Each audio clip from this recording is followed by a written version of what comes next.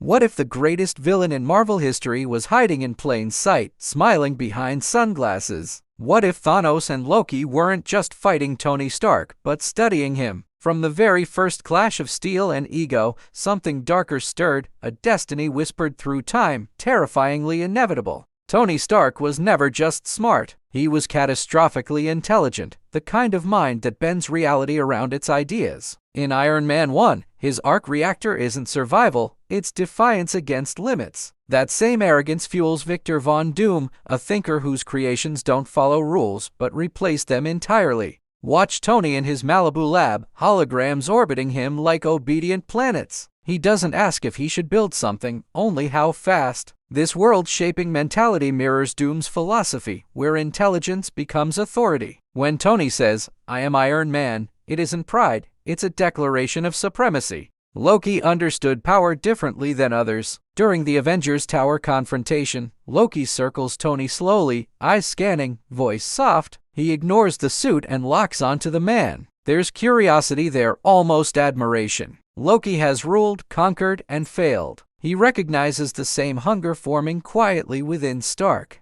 When Loki says, "You have a heart," he scoffs, yet his gaze lingers. Moments later, he adds, "This is the basest sentimentality." Loki isn't insulting Tony, he's diagnosing him. He sees a potential tyrant pretending to be a hero, a ruler shackled temporarily by empathy and guilt. The scepter presses against Tony's chest, sparking memories not shown on screen. Cosmic weapons reveal truth. Loki's expression shifts, unsettled. He isn't seeing fear, but obsession. Tony doesn't break, doesn't kneel. Instead, he stares back, defiant. Loki steps away, shaken, having glimpsed a future even gods should fear. After New York, Tony doesn't celebrate. He builds. Nightmares drive him, visions of invasion, collapse, and failure. The Iron Legion isn't defense, it's surveillance. Tony isn't trying to protect humanity anymore, he's trying to control uncertainty itself, the same justification Doom uses to enslave nations for their own good. Age of Ultron makes this clearer. Tony creates Ultron without consent, without pause. He calls it peace, but peace enforced is tyranny disguised as salvation. Doom believes order must be imposed, never voted in. When Ultron says, "You want to protect the world, but you don't want it to change," he's echoing Tony's soul.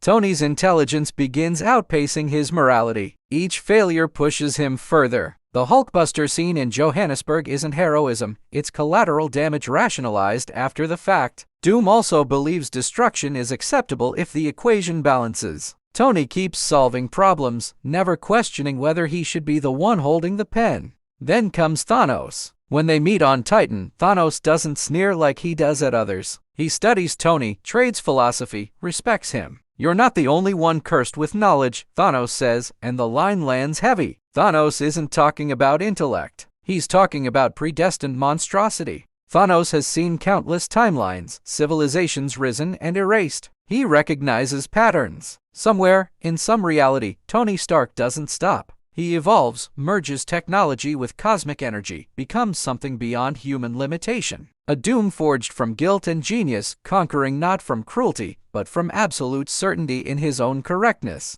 Notice how Thanos tries to spare Tony. He stabs him, but then heals him. This mercy is strange. Thanos kills without hesitation, yet here he preserves Stark. Why? Because killing him early could fracture futures. Thanos understands. Tony is a fixed point, a necessary hinge in the multiversal mechanism of inevitability. Civil War exposes Tony further. The Sokovia Accords aren't accountability, they're security blankets. Tony wants permission to exist after he's already decided. Doom often pretends legality matters until it doesn't. When Steve resists, Tony doesn't debate ideology, he hunts him. Power challenged always reveals its true intent. Doctor Strange then peers through 14,605 futures. Most aren't losses because the Avengers fail. They fail because they win wrongly. In many futures, Tony survives, defeats Thanos, and continues evolving. He becomes feared, worshipped, unstoppable. A savior until the day his solutions cost free will itself.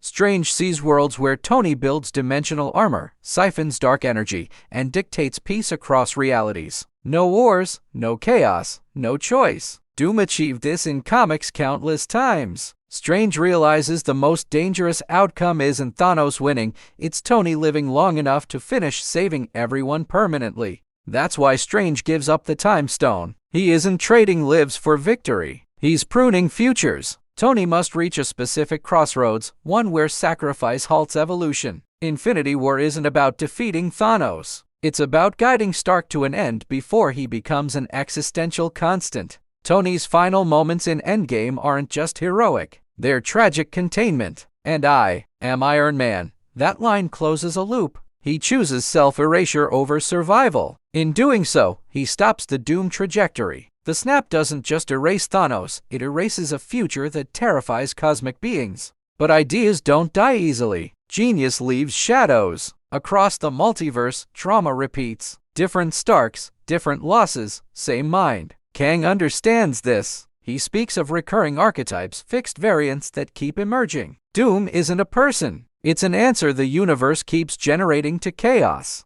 Imagine a reality where Tony never learned humility, where Peter died earlier, where Pepper was lost. In that world, Tony doesn't stop. He studies magic, merges it with nanotech, builds armor powered by dark dimensions. He calls himself Doom not as a warning, but as a promise of enforced peace. Heroes rise against him, but fail. Doom Tony predicts them all. Like Ultron, but perfected, guided by experience instead of ideology. Entire timelines kneel. Strange survives, builds resistance, allies with Wanda. They know killing him won't work. Doom has anchored himself outside linear causality, beyond simple death. The final confrontation isn't a battle, it's a sacrifice. Strange and Wanda combine chaos magic and time lock spells, sealing Doom Tony into a pocket universe. A prison without mirrors, without witnesses. Alone with his thoughts. Saved from himself, but furious, convinced history will one day recognize his righteousness. Then, silence breaks. A figure steps from the shadows, armored, composed, sovereign. Victor Von Doom. He looks at Tony, unimpressed. You cannot become what already exists, he says. Doom isn't threatened. Tony was only ever a reflection, a variant brushing against an eternal constant of the multiverse. This revelation reframes everything. Thanos wasn't afraid of Tony's power. He feared him becoming redundant, destabilizing balance by impersonating Doom's role. Loki sensed it. Strange prevented it. Endgame wasn't closure, it was containment. And somewhere, Victor Von Doom still waits, untouched, inevitable, watching realities align in his favor. If this theory just rewired how you see Iron Man, the Avengers, and Doom, then you're in the right place. Stay tuned for deeper Marvel secrets, multiversal breakdowns, and stories hiding in plain sight. Like, subscribe, and join the FilmVerse Hollywood community, because the truth is always deeper than it seems.